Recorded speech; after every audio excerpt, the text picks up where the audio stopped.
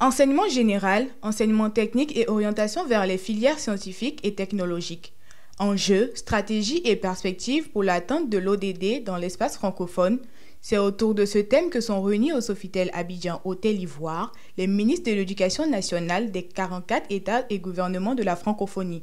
Objectif, échanger sur les défis communs à l'école dans cet espace. La Côte d'Ivoire a fait vibrer le monde au rythme de la Coupe d'Afrique des Nations qu'elle a brillamment organisée et remportée. Aujourd'hui, c'est au tour de la francophonie de l'éducation de rayonner à travers cette 60e ministérielle à Abidjan en Côte d'Ivoire pour irradier toute la communauté éducative internationale à quelques années du bilan de l'ODD 4 portant sur l'éducation, bilan prévu à l'horizon 2030. C'est un thème d'actualité, un thème porteur d'enjeux et d'espoir. Le président sortant de la COFIMEN a profité de la cérémonie d'ouverture des travaux pour faire le point sur les acquis et les visions de l'organisation. Il y a un peu plus de 2 ans, le 22 février 2022, je recevais des mains du ministre du Canada-Brunswick le maillet consacrant la présidence en exercice de notre institution, la COFIMEN.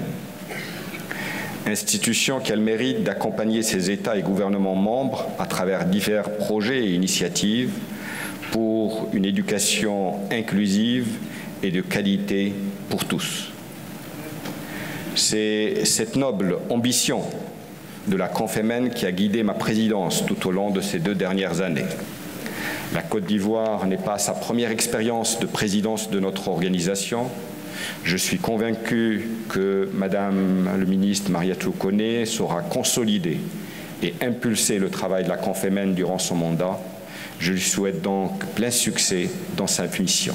Cette rencontre a également été marquée par le passage de témoins entre le ministre marocain de l'Éducation nationale et son homologue ivoirienne Mariétou Koné, qui devient aussi la nouvelle présidente du COFIMEN. La ministre de l'Éducation nationale qui a dit toute sa fierté de prendre la tête de cette organisation.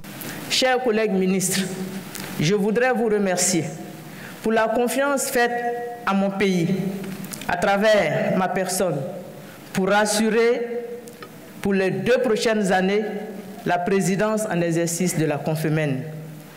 C'est un grand honneur pour moi de succéder à tous ces anciens présidents qui ont œuvré avec leur force et leur conviction à faire de notre système éducatif ce qu'il est aujourd'hui. Notre réseau est devenu un outil incontournable pour l'amélioration des systèmes éducatifs des pays francophones.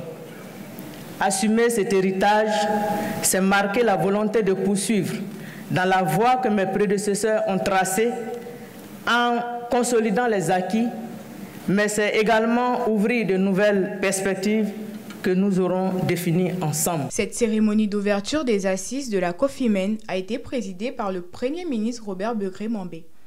Depuis sa création en 1960, la COFIMEN œuvre pour la promotion de l'éducation et la formation professionnelle et technique. Depuis des années, la COFIMEN œuvre pour le développement de l'éducation. Du 22 au 26 avril, les ministres membres de cette organisation vont statuer pour trouver des solutions durables pour le développement et le rayonnement de l'éducation. C'était Bénédicte Silué de Média Afrique News, Abidjan.